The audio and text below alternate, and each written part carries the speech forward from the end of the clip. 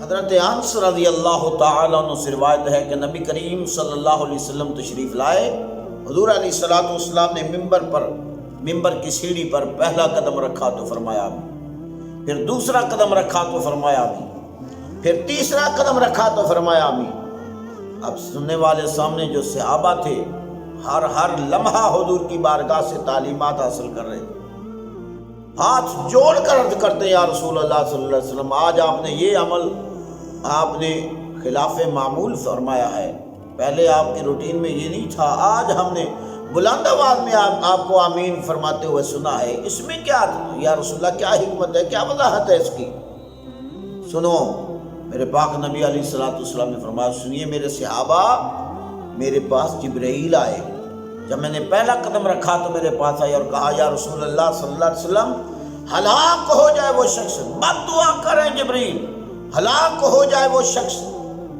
جو اپنی زندگی میں ایام صحت میں خوشحالی میں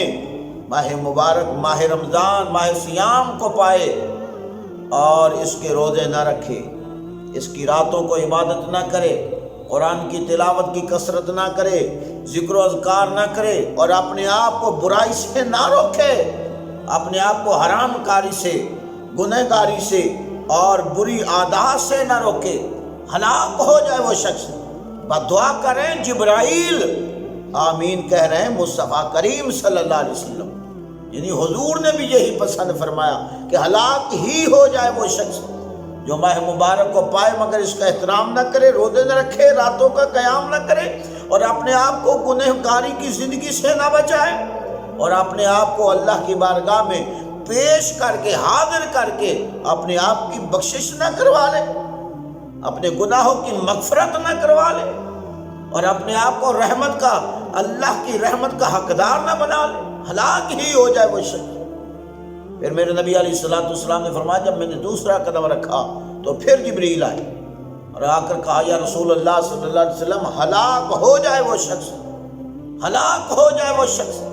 ہلاک ہو جائے وہ شخص یا رسول اللہ جس نے اپنے ماں باپ کو بڑھاپے کی حالت میں پایا، دونوں یا ایک کو بڑھاپے کی حالت میں پایا اور پھر ان کی خدمت نہ کی اور اپنے آپ کو ان کی خدمت کر کے جنت نہ حاصل کر لی، ہلاک ہی ہو جائے وہ شخص۔ اب بد دعا کریں جبرائیل آمین کہہ رہے ہیں مصطفیٰ کریم صلی اللہ علیہ وسلم، گویا کہ نبی پاک نے بھی یہی پسند فرمایا کہ جس نے بڑھاپے کی حالت میں ماں کو یا باپ کو یا دونوں کو پایا اور پھر ان کی خدمت نہ کی، ہلاک ہی ہو جائے وہ شخص۔ جو کہ حضور جانتے بچپن میں کیا ناز نہیں اٹھائے تیرے ماں باپ نے، کیا ناز نہیں اٹھائے تیرے ماں باپ نے، ان کے پاس کھانے کے لیے خود نہیں ہوتا تھا تجھے کھلاتے تھے، پہننے کے لیے خود نہیں تھا تو تجھے پہناتے تھے،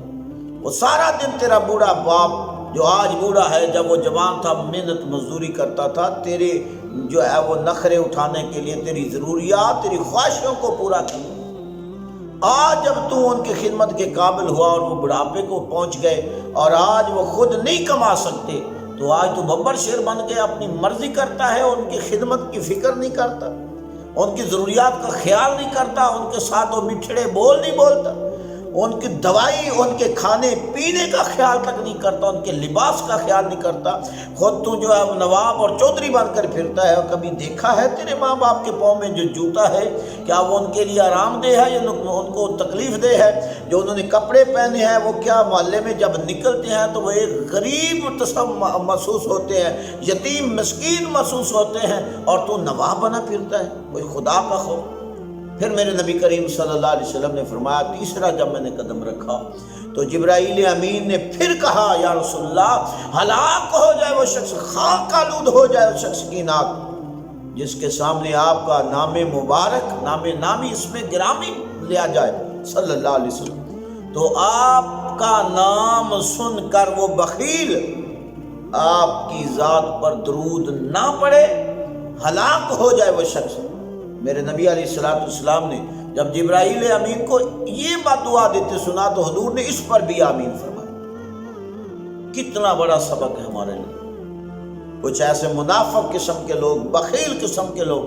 میرے مصطفیٰ کریم صلی اللہ علیہ وسلم کا نام مبارک سنتے رہتے ہیں مگر ان کی زبان گونگی ہو جاتی ہے، وہ گوارا ہی نہیں کرتے. خطیب خطبہ دے رہا ہوتا ہے، ادیب ادب سنا رہا ہوتا ہے، معلم جو ہے وہ تبلیغ کر رہا ہوتا ہے، مبلغ تبلیغ کر رہا ہوتا ہے، عالم علم کی جو ہے وہ باتیں کر رہا ہوتا ہے، اور مقرر تقریر کر رہا ہوتا ہے، اور لوگ نبی پاک صلی اللہ علیہ وسلم کا نام مبارک بار بار سن رہے ہوتے اور زبانیں بند کر کے منہ جو ایسے جیسے تالا لگا ہوتا ہے ایسے بیٹھے ہوتے. اور میرے بھائیوں، جب بھی نبی کریم صلی اللہ علیہ وسلم کا نام مبارک سنیں تو اپنی زبان سے حضور کی ذات پر درود و سلام بھیجا کریں، آہستہ آواز میں یا اونچی آواز میں. اگر مناسب ہو اونچی آواز میں تو اونچی آواز میں بھیجا کریں، اور اگر مناسب ہو محفل کے آداب آہستہ آواز میں تو پھر آہستہ آواز میں درود و سلام پڑھا کریں. مگر کوئی زبان خاموش نہ رہے. جب میرے مصطفیٰ کریم صلی اللہ علیہ وسلم کا نام سنے تو حضور کی ذات پر درود و سلام بھی پڑھے. آئیے اللہ کے حضور دعا کرتے ہیں کہ مالک کائنات ہمیں ان باتوں پر عمل کی توفیق نصیب فرمائے. وآمین. وآخر دعوایا ان الحمد للہ رب